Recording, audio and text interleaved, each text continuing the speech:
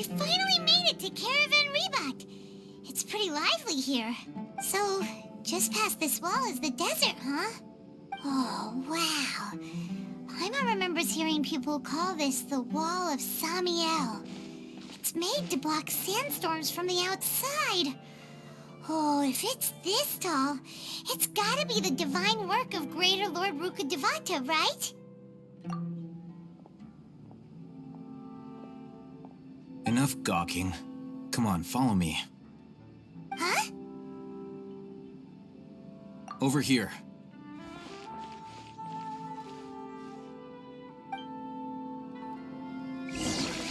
Alhaitham went that way! Let's hurry up and follow him. Wonder what he's up to.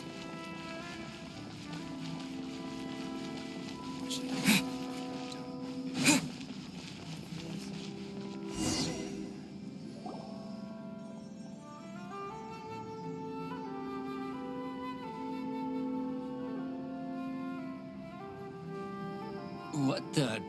Where did he go? How did we lose him? They were just here a second ago. More Eremite mercenaries? Who are they working for this time? Anyway, Traveler, it seems like we were being followed again. You were too careless. You should have noticed those hopeless amateurs trailing you a long time ago. There's no need to thank me. I've never cared to keep track of personal favors. All I did was correct a mistake I happened to come across. It's a habit I developed at the academia. You really gave Paimon a scare, Alhaitham. We never thought we'd run into you here. Last time we met at Port Ormos, didn't you say you were going back to the academia?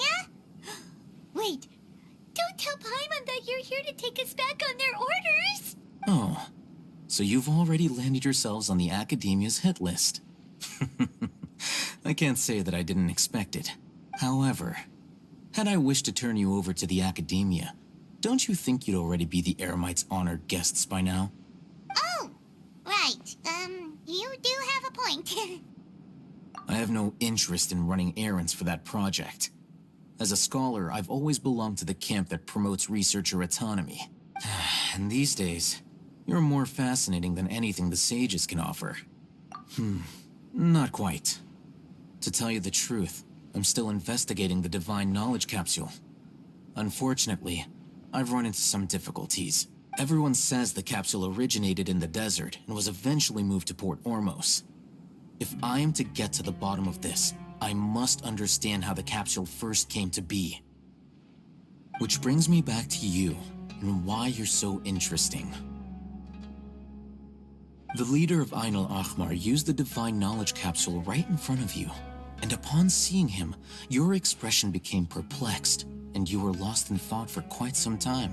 To have that kind of reaction, I think you must have realized something. Are you interested at all in sharing what you've been hiding from me?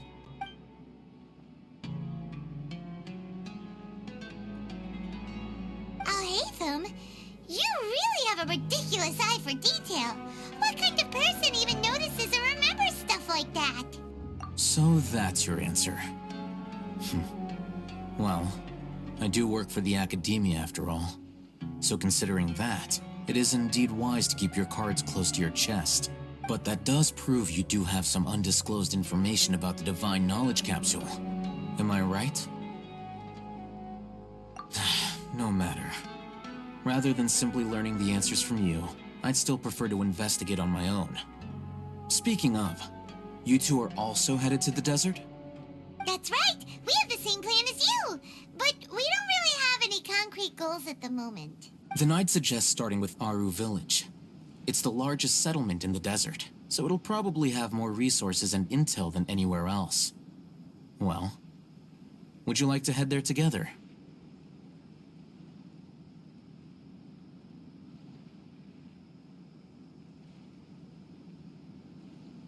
It's always better to travel with someone you know. Let's go!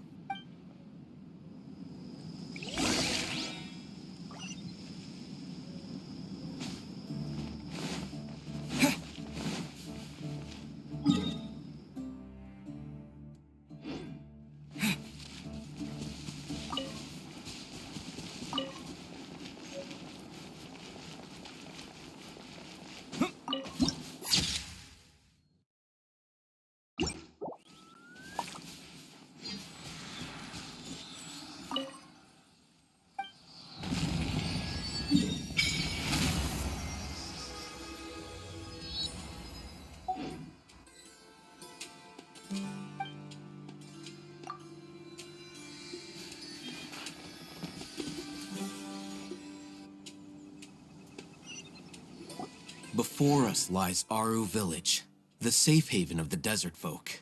Whoa, this landscape is really something else. What a cool place! Let's go check it out!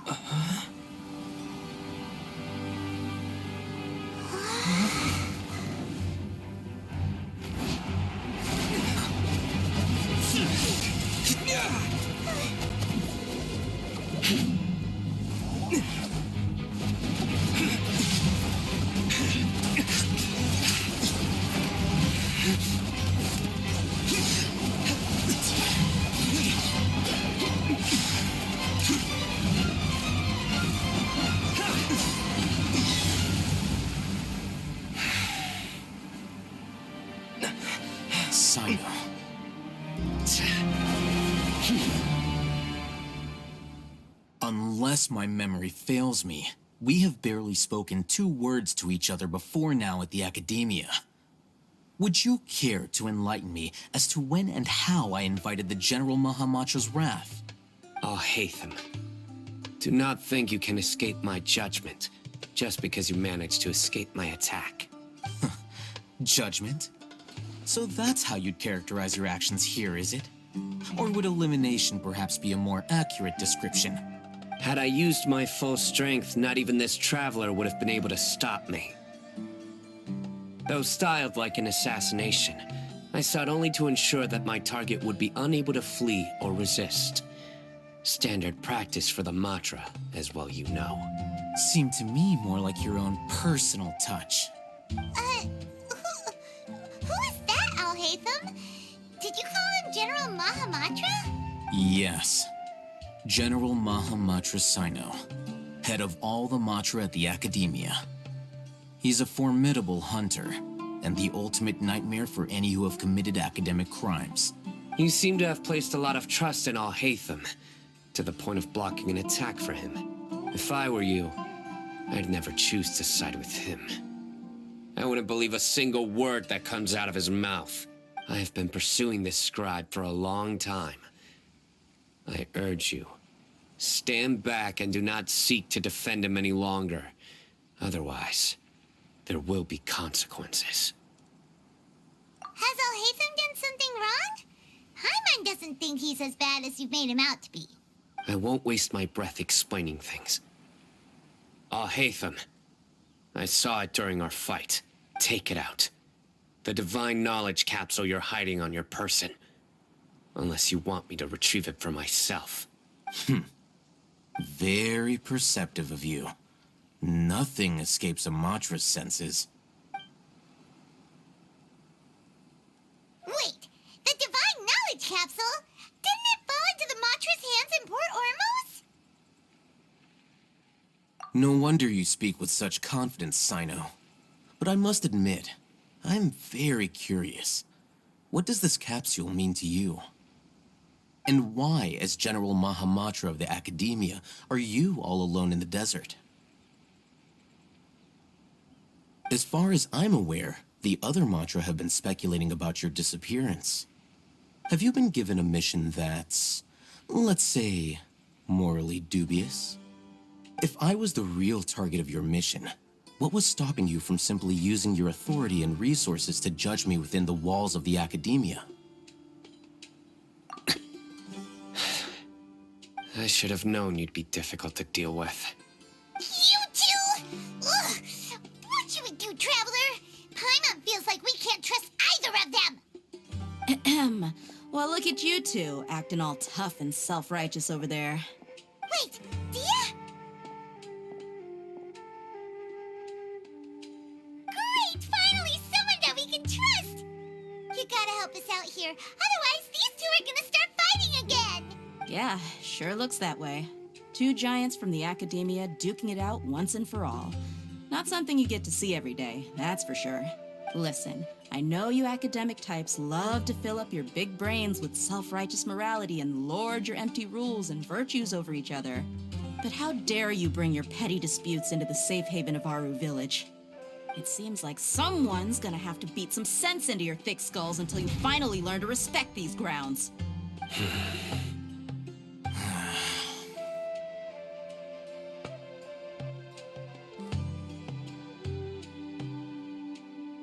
Hey, did either of you hear a word I just said?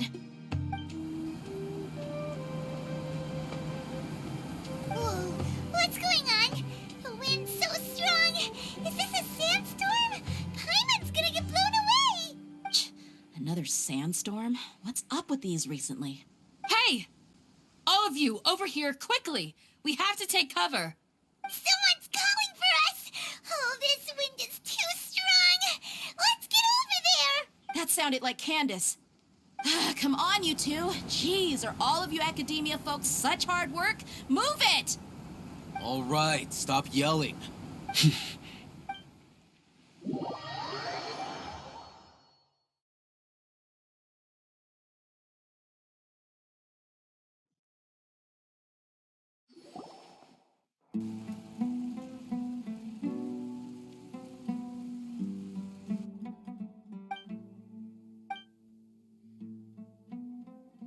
Well, this is pretty awkward. Hey, wanna play sardines with 3 people who want to tear each other limb from limb? Sure, why not? Sounds fun. The air is so thick and heavy. Paimon can hardly keep floating anymore. My sincere apologies, everyone. This is the home of our village chief. I will have to ask you to make do with this small room until the sandstorm dies down. Please, let me introduce myself. I am Candace, protector of Aaru Village. Our savior has come at last. Nice to meet you, Candace. The name's Paimon. Thank you so much for helping us. There's no need to thank me. It's only right to help each other when the weather gets rough. Wow, she's so gentle and caring, like a nice older sister. Unlike those guys over there. All right, now that we're all better acquainted, we should return to the topic at hand. As a guardian charged with the responsibility to protect my fellow villagers from harm, I was observing your conflict from afar, even before the sandstorm started. And now that you have set foot within Aaru Village itself, it is all the more my responsibility to make absolutely sure that you pose no threat whatsoever to us. So please, have an honest and sincere conversation with one another, and put your hostile feelings to rest. If anyone dares to start anything again while they are under this roof, I will not hesitate to send them out for some quality time with the creatures of the sandstorm. Oh, on second thought, Paimon may have misjudged Candace's character. And that goes for you too, Miss Dia. Do I make myself clear? All right, we got it, Candace. That's what I like to hear. So, which of you will begin? I was supposed to be a mediator, but I might have gotten a little too involved just now. Anyway, one of those two should probably start talking. Wait, that was you trying to be a mediator? I have nothing to hide, so there's no shame in explaining myself. While Alhaitham wasn't wrong about the other Matra not knowing my whereabouts, it's not because I've been assigned a morally dubious mission. Rather, I've chosen to exile myself. Huh? Exile yourself? A little while ago, I discovered that there was data missing in the Academia's project planning and development files. What little they did report clearly did not match the project's actual progress. As General Mahamatra, I had the responsibility and authority to request an audit. However, to my surprise, the person responsible for the erroneous data was none other than Grand Sage Azar himself. I tried to investigate the issue myself before submitting a formal audit request, but I soon found that all leads and potential pieces of incriminating evidence were carefully concealed from me. I began to realize that they were cautious of me from the very beginning. Unsurprisingly, the Grand Sage rejected my audit request as soon as the submission reached his desk. He even said to me, "The power of the General Mahamatra is granted by the sages. You have no right to judge us." So they really are up to no good. I realized then that to the Grand Sage, the Matra are nothing more than tools for the sages to assert and maintain their control over knowledge. The vows that we took, the principles that we strive to uphold, they are meaningless to the academia of today. I believed it would be wise to flee the academia before the sages had a chance to take action against me. This way, they can no longer see nor predict my actions. I will never give up on this investigation. There's no need for someone else to give me power or authority. Once I find the truth, I will administer judgment by my own name. Sino seems to have the same goal as us. We're all investigating the sages. Plus, now that he's no longer the General Mahamatra, he somehow feels a lot less scary. Well, Sino, if that's your story, then why did you see Alhaitham as a target? When I was investigating the matter in the academia, I overheard a conversation between Alhaitham and a sage. The sages asked you to investigate a blonde-haired traveler. Do you dispute this, Alhaitham? What? Like many parts of the project, this assignment was undocumented. Now throw in your suspicious behavior with the Divine Knowledge Capsule, and I think we deserve an explanation. Yes. I was indeed tasked with investigating the Traveler. Alhaitham! After all, the promised reward was so great that hardly any scholar could have refused. The sage told me, once you've completed this assignment, I can give you a glimpse of divine knowledge. A most enticing offer. Unfortunately, those academics don't know me at all. Their words contained one key piece of information, namely that divine knowledge indeed exists. That gave me all I needed to know. From my perspective, the sages are far from trustworthy. Think about it. Isn't it a little strange they're so willing to share divine knowledge with anyone, even as a reward? So, I began my own investigation following the lead of the Divine Knowledge Capsule. In the end, I realized my wisdom in committing to this rather than collaborating with the sages. Had I been less guarded, I probably would have ended up like that Ain al-Ahmar mercenary, incapable of remaining sane for long enough to hold a conversation. You mean that the sages originally planned to dispose of you, using one of those capsules that drive people insane? I'd already given up on the assignment by then. I only told the academia I was waiting in Port Ormos for you to appear so they wouldn't suspect anything. So it came as quite a surprise when I encountered my erstwhile target while investigating the Divine Knowledge Capsule. Criminals do love to talk about coincidences. Even though I ran into the Traveler by chance, I had no intention of providing assistance to the academia. Also, you should remember, you were the ones who decided to follow me and strike up a conversation after I left that tavern. That's true. Alhaitham helped us out at Caravan Ribat as well. Maybe he's telling the truth. I'm willing to apologize, if that's worth anything to you. I took the Divine Knowledge Capsule behind your back because I judged its existence to be a significant risk. I felt that it would be best for no one to interact with it before it had been properly studied. After all, curiosity often proves to be the most dangerous thing in this land.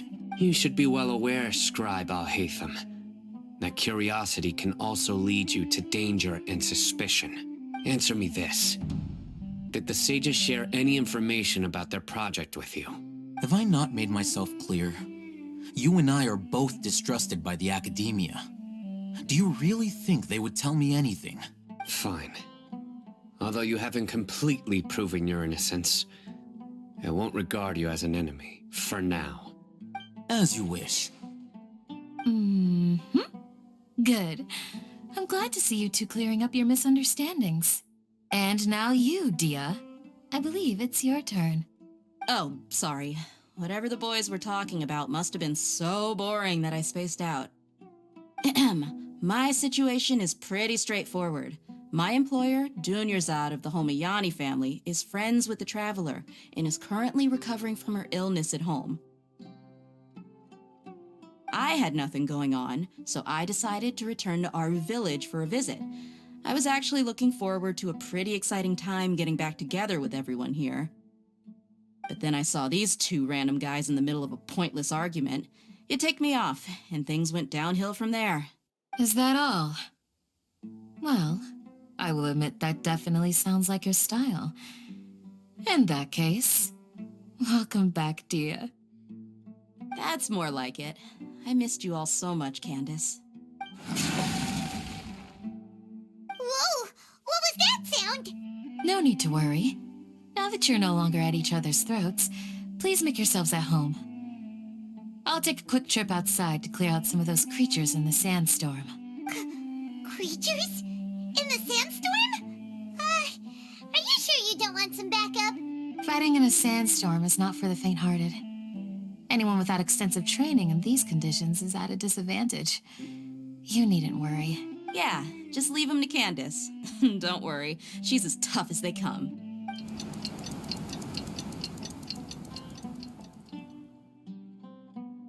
The wind's died down. That means the sandstorm's over, right? Candace still isn't back yet, though. Is she alright? Maybe we should go out and check on her. When you put it that way, even I'm starting to feel a little worried. All right, let's go. We've been here long enough, and the boys are as chatty as the floor.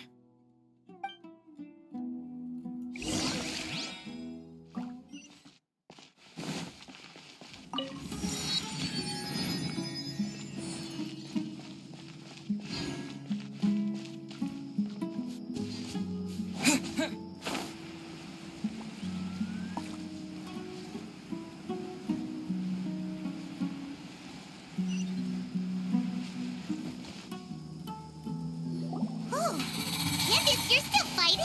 You've been out here dealing with these creatures the entire time? Yes. They just keep coming in waves. I've lost count of how many I've defeated. Before I realized it, even the sandstorm had stopped. Ah! Here comes another wave! Leave this round to us. I got interrupted earlier, but now I have something to take my anger out on. It's been quite a while since I've seen the Flame Mane in action. I'll leave these to you then. I'll be sure to put on a good show. Let's go! Hold the line! Time to go. Run with nature. It comes! Hey! Nowhere to hide.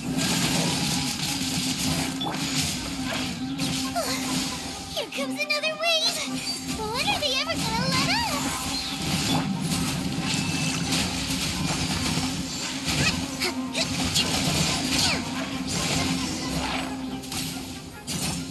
The creatures stopped appearing. Was that the last of them? What we fought just now was probably the aftermath of the sandstorm. So we should be safe for the time being. Well fought, everyone. No injuries, I hope. Huh? Who are you? Ah, my apologies. I haven't had a chance to greet you yet. I had my hands full taking care of the village's elderly and children. I am the chief of Aaru Village. Everyone usually calls me Uncle Anpu. Sir, I am also originally from the desert, but I have not been back for some time now. May I ask if such sandstorms are common? I can't say they've always been common, but recently the storms have become increasingly severe and frequent.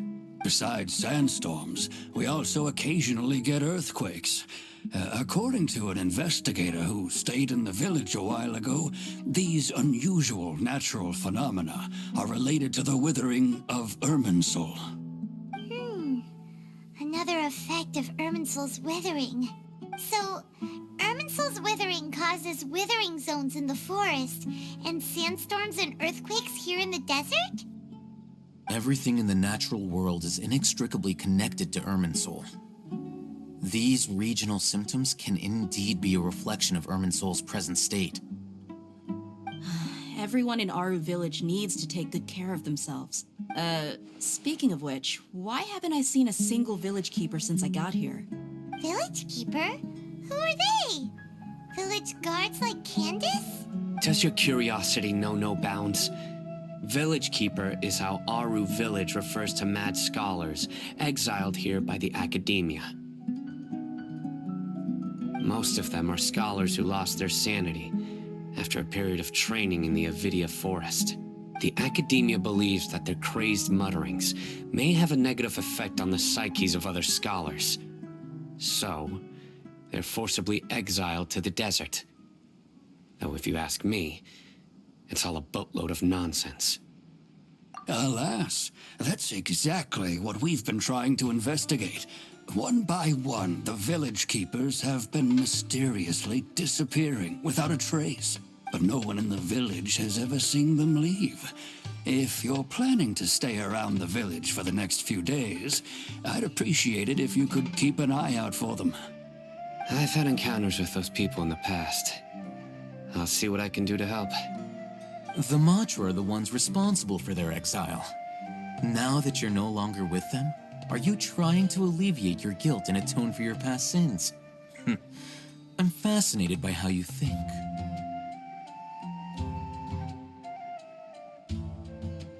Mock me if you will, but if you are guilty, I will eliminate you, regardless of my position or identity. Oh, you're the former General Mahamatra.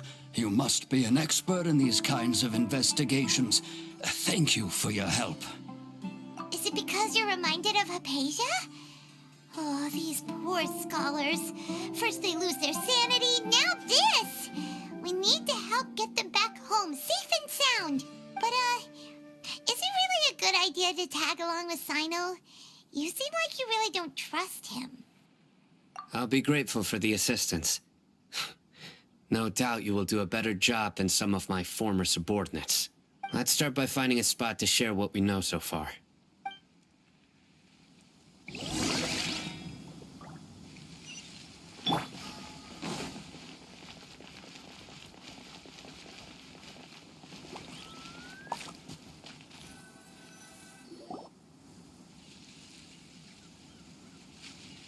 Although I've sent myself into exile, I'm still doing essentially the same things as before. Do you still have any questions for me before we start our investigation? One of my former subordinates told me that this title has its origins in a strange incident. The Academia has long exiled mad scholars to Aaru Village. A mysterious phenomenon exists here. When mad scholars first arrive, they are as incoherent and deranged as before.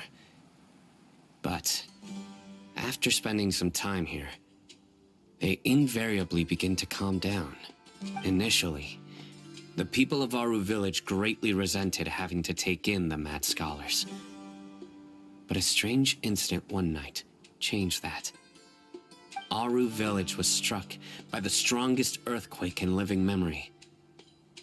Seeing buildings on the verge of collapse all around him, the then chief of the village was preparing to take everyone to safety. Suddenly, he noticed a mad scholar crouching in a corner, caressing the ground with his hands. A soft, green light radiated from him, like a divine glow against the backdrop of night. Despite the powerful tremors that ripped through the ground that night, all the houses remained upright, almost as if they had grown roots reaching deep into the ground. In the end, not a single building collapsed, and no one was hurt. After that, the people of Aaru Village treated the mad scholars with greater kindness, and began to refer to them as the village keepers. The soft green light? A mad scholar protecting Aaru Village? What do you make of it, Traveler? Paimon thinks so too. Actually, Sino, do you know if any of the mad scholars continued to wear their Akasha terminals at Aaru Village? In theory, they would continue wearing them so the Academia could still monitor their activities. With that said, the main Akasha system would no longer have any interaction with them. Oh, no wonder! Everything makes sense then! Add in the fact that they they calmed down, it was probably Nahida who calmed them.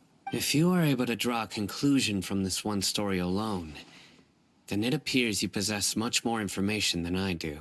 So, what do you make of the story? Really? Lesser Lord Kusanali. What? You don't believe us?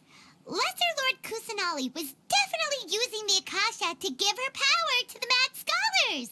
No, it's not so much that I don't believe you. I'm just struck by your reasoning. Lesser Lord Kusanali, the current Dendro Archon.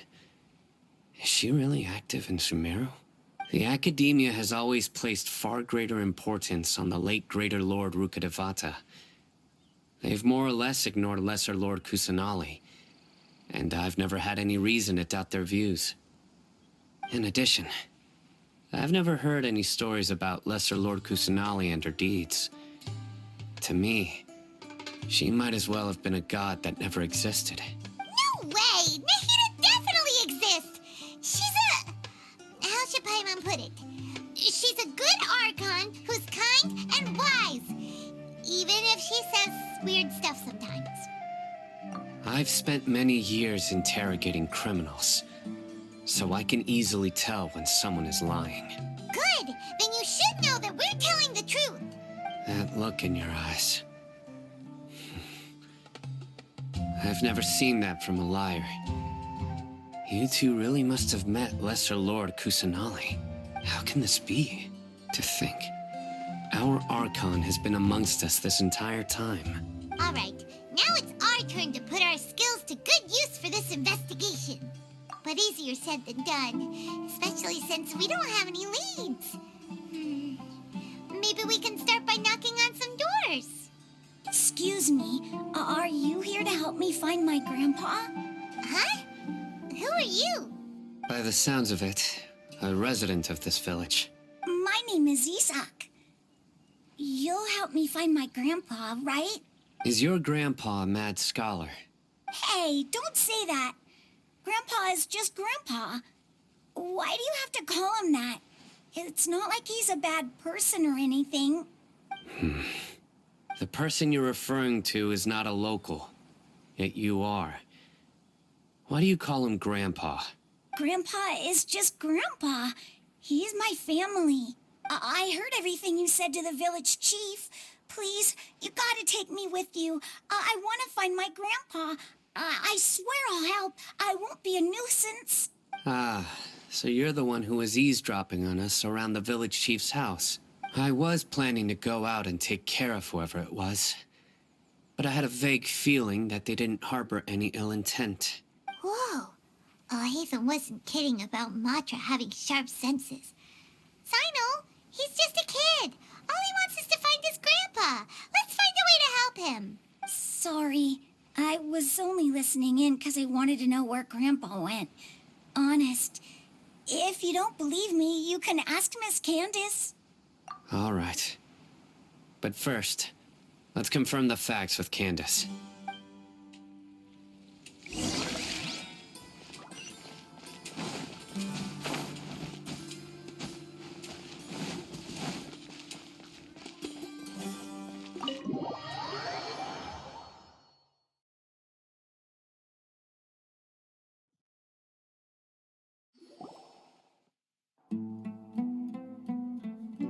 Sino is super vigilant. Is this what all the Matra are like? Ah, you're back already. We just wanted to confirm something with you. Do you know a boy by the name of Isak? I had a feeling he'd go looking for you. Huh? You knew this would happen? Yes. Although he tried his best to stay hidden, I still noticed him eavesdropping outside the window. He really wants to get his grandfather back. Isak's parents were both Aramite mercenaries who rarely returned to the village after finding employment in the city. He was raised by his grandfather. Unfortunately, it was only a few years before his grandpa passed away. Isak was still very young at the time, so various families in the village took turns caring for him so he could survive. Later, an elderly mad scholar arrived at the village. Isak thought the scholar bore a striking resemblance to his grandfather, and thus often spied on the man. However, the scholar was unkempt in appearance and incoherent in speech. Although Isak referred to the man as his grandpa, he was afraid and didn't dare to approach him. One summer night, the oft mumbling and bumbling grandpa suddenly calmed down and seemed to become more lucid. He even noticed Isak hiding in the distance. So Grandpa walked up to Isak and patted him on the head. He even took Isak to the entrance of the village, where he patiently taught the boy the names of the stars and accompanied Isak until he fell asleep. The next morning, Isak woke up and wanted to go find his grandpa again, only to realize his grandpa no longer recognized him. However, even so, Grandpa retained his calm expression. It's said that those who saw the scholar claimed he no longer appeared to be crazy, but appeared to be living in his own world, almost as if he were sleepwalking. Isak was thrilled that his grandpa was able to find peace and would follow him all the time, asking him things like, "Grandpa, want me to take you somewhere fun?" Or, "Grandpa, could you tell me stories about the stars again?" All this somehow just makes Paimon feel really sad. It seems like they both deserve so much better. Perhaps. Nearly everyone who lives in the desert has some form of hardship or regret. But even so, we must still continue on with our lives. It's also my reason for fighting. I must continue to protect this land.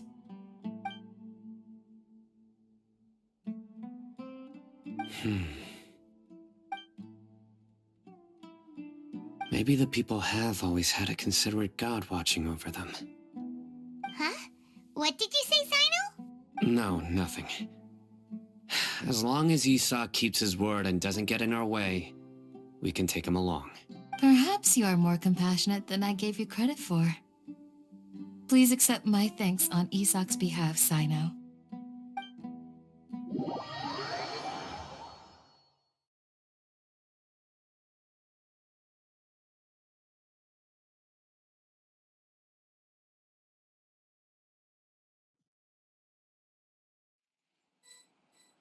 Hey, Isak!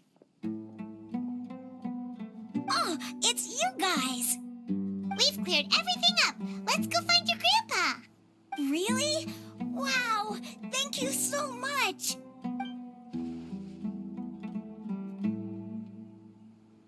Yeah! All right. Let's ask the local residents some questions first.